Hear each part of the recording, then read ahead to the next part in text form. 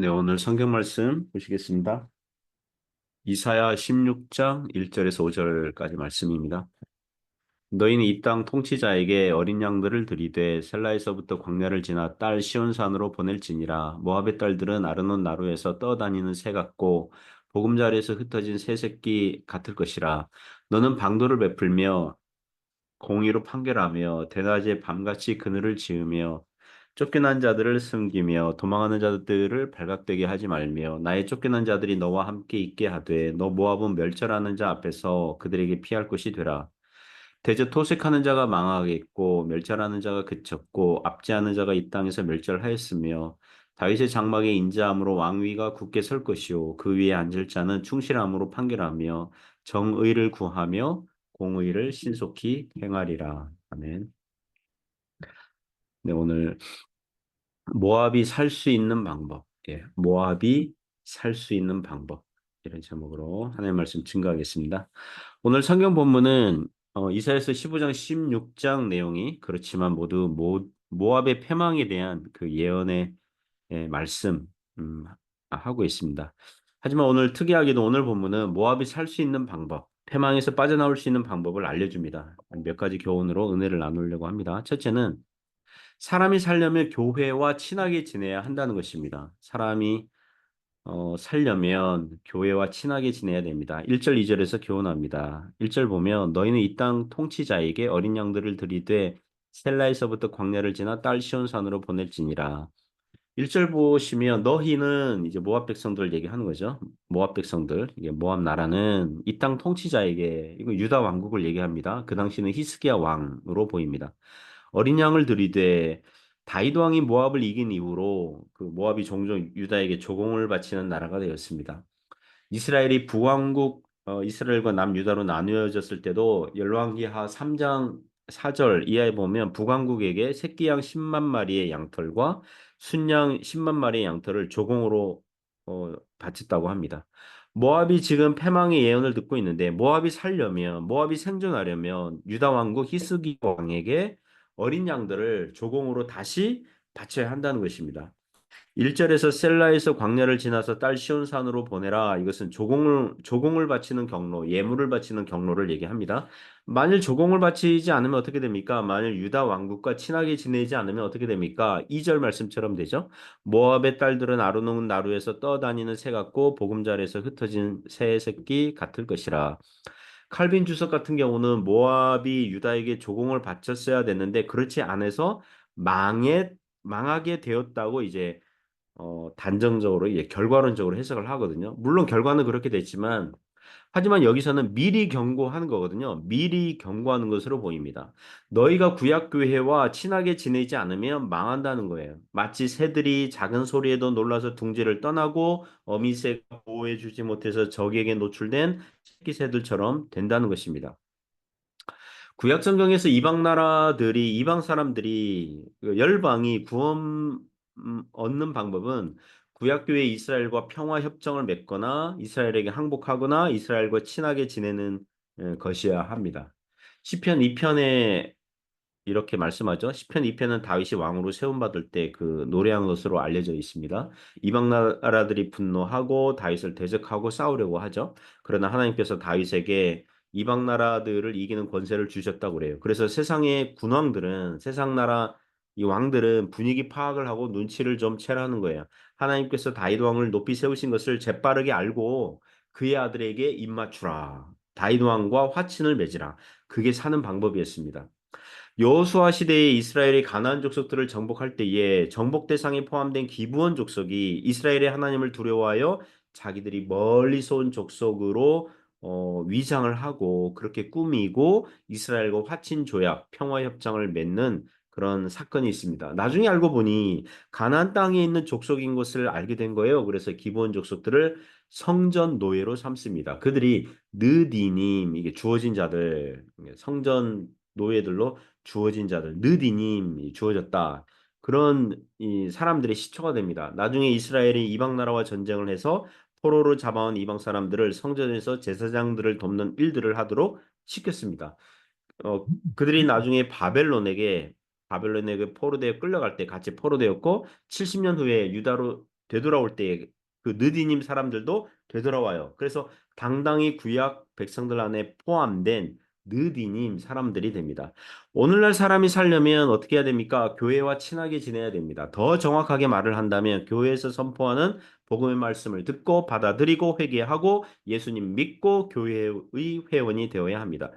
그래야 구원받는 것입니다. 제가 가끔 공영방송이나 유튜브 방송 들 중에 오늘날 많은 사람들이 교회를 떠나는 이유, 사람들이 교회를 떠나는 이유에 대해서 분석하고 진단하고 설명하는 영상들이 꽤 있습니다. 최근에는 어떤 영상 하나 봤냐면 미국 사람들이 교회를 떠나는 이유, 미국 사람들이 교회를 떠나는 이유, 그거에 대해서 분석하고 설명하는 영상을 본 적이 있습니다. 결정적으로 미국 사람들이 교회를 많이 떠나게 된 이유는 냉전의 종결이라는 것입니다. 냉전의 종결. 1991년에 소련이 무너졌잖아요. 그 소련이 무너지기 전까지는 미국 사람들이 자신을 기독교인이라고 말하는 사람들이 뭐 80% 이상, 뭐 8, 90% 압도적으로 많았다는 거예요. 그 소련이 무너지기 전까지는 이제 어떤 그 프레임 싸움이 있었냐면 소련 그러면 공산주의자, 유물론자, 무신론자 그런 프레임에 맞서서 미국은 미국 자본주의 또 기독교 이걸로 이제 맞섰는데 소련이 무너지니까 굳이 기독교를 강조할 필요가 없게 되었다는 것이 그런 사회학적인 진단이라는 것입니다. 그런 사회학적 진단 차원이라면 그게 뭐 맞을 수도 있겠죠. 그리고 경제 수준이 올라가면서 사람들이 자신들의 인생을 즐기려고 하기 때문에 굳이 교회에 묶여서 이제 살고 싶지 않은 이유도 했을 거라는 것입니다. 그리고 코로나 기간에 교회를 다니지 않아도 다른 커뮤니티를 형성해서 인간관계의 어떤 부족한 면을 채우다 보니 그리고 코로나 끝나도 굳이 교회에 나오지 않게 되었다는 것입니다. 제가 그런 영상 진단을 보면서 여러분 소련이 무너졌다고 해서 신앙을 포기한다면 경제 수준이 높아졌다고 해서 교회를 나가지 않는다면 코로나 때 교회에 출석하지 않게 되어서 다른 동호회 활동으로 인간관계의 필요를 채우게 되어서 기독교를 포기하게 되었다면 그런 사람들은 원래부터 믿음이 없는 사람들이라는 증거가 됩니다. 성경 말씀 이 진리는 변함이 없습니다. 주님께 와야 됩니다. 모압 이방 나라 같은 경우는 자신들의 좋은 목초지에서 키운 어린 양을 예물로 가지고 조공 바치려고 구약교회에 찾아오듯이 그렇게 와야 됩니다. 사람들이 구원받으려고 한다면 자신의 인생을 하나님께 바치려고 하나님께 와야 돼요. 그래야 살 수 있는 줄 믿습니다. 두 번째 교훈은요. 사람이 살려면 주님의 통치를 받아야 한다는 것입니다. 사람이 살려면 주님의 통치를 받아야 됩니다. 3절부터 5절 내용이 교훈합니다. 3절 보면 너는 방도를 베풀며 공의로 판결하며 남유다 왕국이 북쪽 아수르의 공격을 받을 때 많은 유다 백성들이 이웃나라 모압으로 피난을 왔던 것 같아요. 그때 모압이 어떻게 해야 되냐면 지혜로 방도를 베풀며 지혜롭게 판단하라는 거예요. 대낮에 밤같이 그늘을 지으며 이게 대낮은 태양 때문에 뜨겁잖아요. 그러므로 피난해서 모압으로 넘어온 유다 백성들에게 천막을 치고 뭐 피난처를 제공하라는 거예요. 그늘을 제공하라는 거죠. 쫓겨난 자들을 숨기며 도망하는 자들을 발각되게 하지 말며 피난해서 온 자들을 숨겨주고 도망한 자들을 보호해 주라는 것입니다. 4절에 보면 나의 쫓겨난 자들이 너와 함께 있게 하되 유다의 피난민들은 여전히 하나님께 속해 있는 쫓겨난 자들, 나의 쫓겨난 자들 이렇게 말씀하고 있습니다. 모압은 멸절하는 자 앞에서 그들에게 피할 곳이 되라. 이 구절에서 멸절하는 자는 아수르로 보입니다. 히스기야 왕 시대에 아수르가 유다를 침공한 일이 있거든요. 그때 유다가 거의 정복당할 뻔해요. 그때 많은 사람들이 유다로 피난을 왔었는데 그때 모압은 유다를 도왔어야 되는 것입니다. 십계명의 두 번째 돌판 계명들의 그 교훈이 내 이웃을 내 몸같이 사랑하라입니다. 이웃 사랑은 사람이라면 순종해야 할 영원한 도덕법이에요.